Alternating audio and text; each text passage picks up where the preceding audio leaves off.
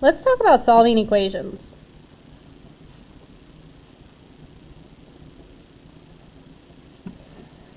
All right, you got a couple rules to follow.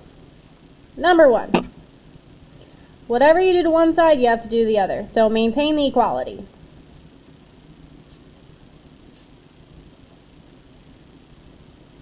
So whatever you do to one side, you have to do to the other.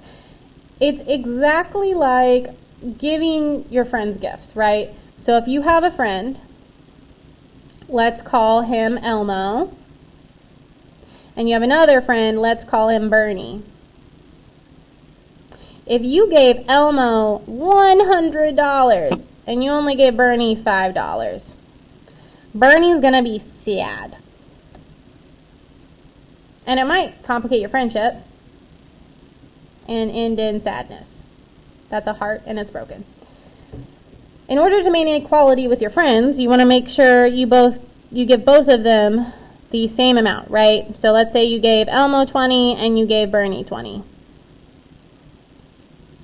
Then they're both happy. So whatever you do to one side, you have to do the other. To keep them equal, whatever you do to one side, you do to the other. Not equal if you don't do that. So maintain the equality. I usually teach a strategy, so this is optional, a strategy called a barrier. So you draw it down your equal sign to help you remember to do both things to both sides. So I call it the line of opposites because when you do go across the equal sign, you typically have to do the opposite. And it just kind of reminds you that whatever you do to this side, you do to the other. Okay? So that's a strategy. Use it or lose it. This is the rule. Maintain the equality. Number 2, if you have parentheses, you need to distribute.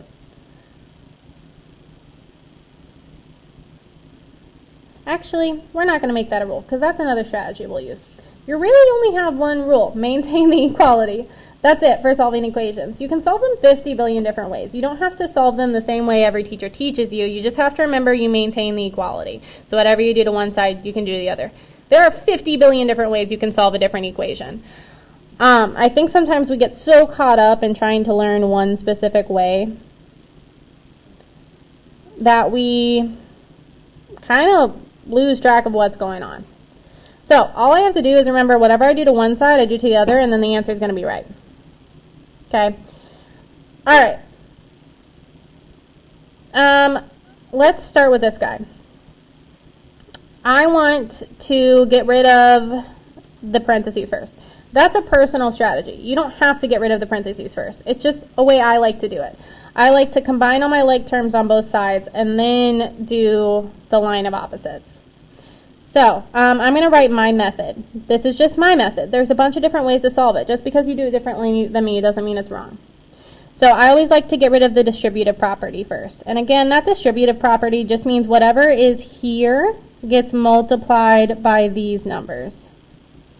So 3 times x plus 3 times 4 minus 9. See, there's actually a multiplication symbol here. It's just mathematicians are lazy and they don't want to write the multiplication symbol. I'm going to go ahead and stick with this so I don't make any mistakes. So 3 times x, did that, good. 3 times 4, did that, good. This side I'm going to copy straight down. Now, I know it's kind of obnoxious to copy all this down, but it's good math grammar. I call it mammer. Got to have good mammer.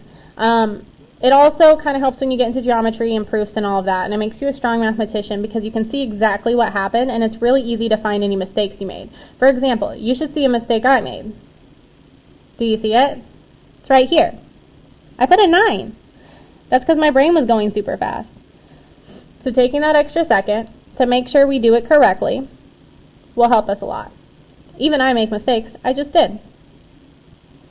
Now, I want to make sure that I have my variables on one side. So my directions for this problem is to solve each equation for the variable. So I want this x by itself.